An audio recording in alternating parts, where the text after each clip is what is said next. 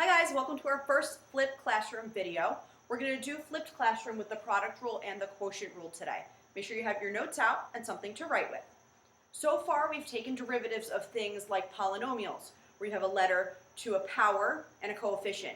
Remember, you have to make sure you write it like a polynomial before you can use the power rule. If you can't and you have a product, you're going to have to use the product rule.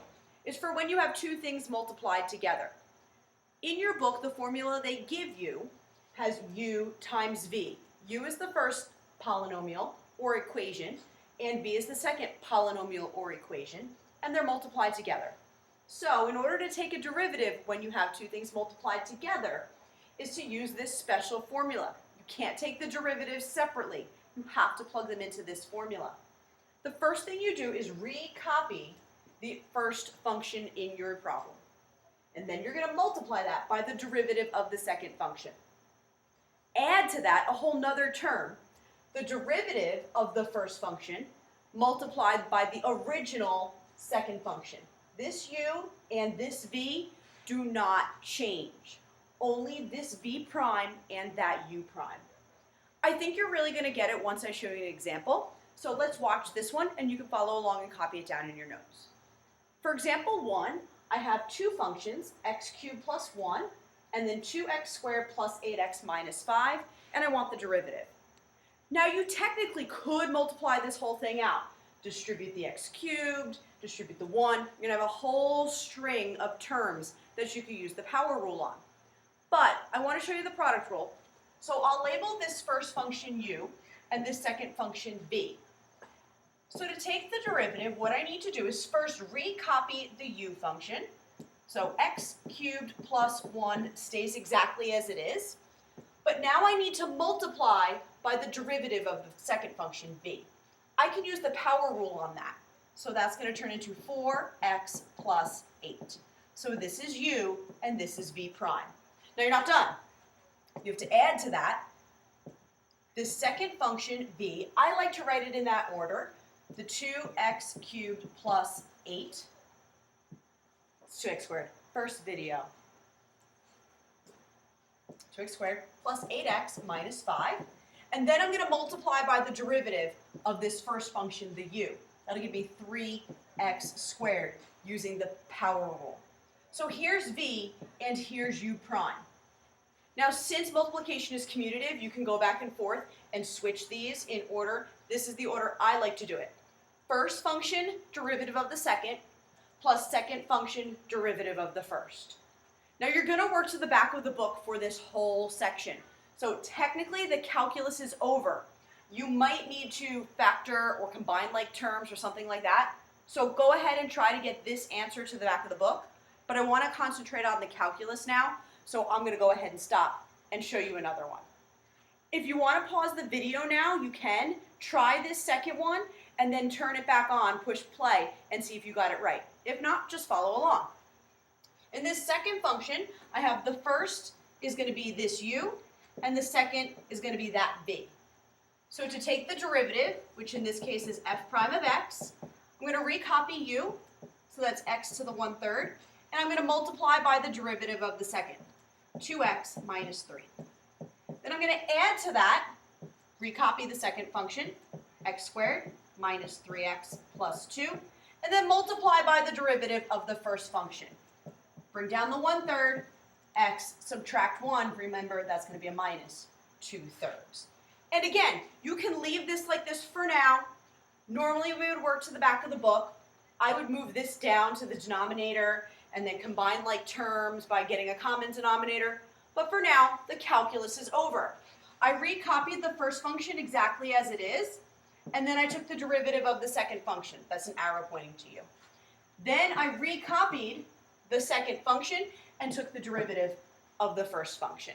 So try problems like that in your homework whenever you have two functions that are multiplied together. We're going to do the quotient rule next. It's a little bit more complicated, but I have a cute video for you to watch in addition to this one that has a song I think you're really going to like. All right, now we're going to work on the quotient rule. The quotient rule is for what it sounds like. It's when you have two things that are divided. So here's a formula they give you in your book.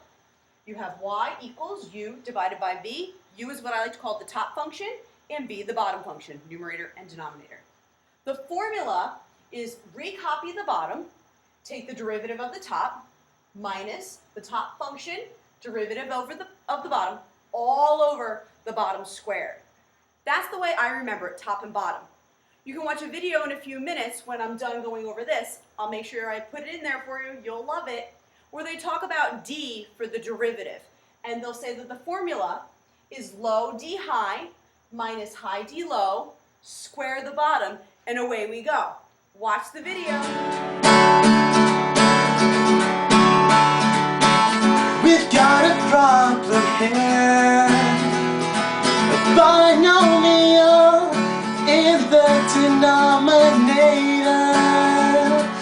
I need the derivative. Low d high minus high d low. Square the bottom and away we go. I'll use the quotient rule. The quotient rule. I'll use the quotient rule. The quotient rule. Low d high minus high d low. Square the bottom and away we go. Low d high minus high d low. Square the bottom and away we go. I'll use the quotient rule.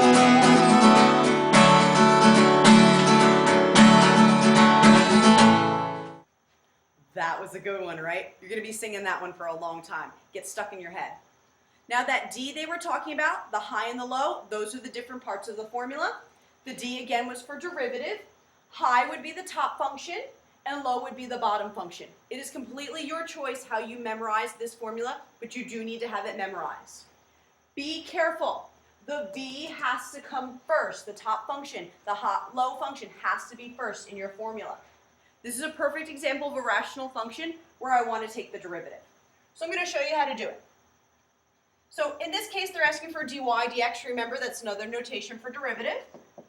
So dy dx equals the bottom, 4x squared plus 5, times the derivative of the top function. You'll go ahead and use the power rule on that and get 6x minus 1. Minus derivative of the quotient always has a minus in it. Product rule has the plus. The quotient rule has the minus.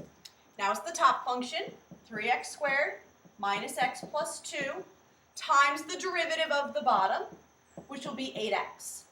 All over the bottom, 4x squared plus 5 squared.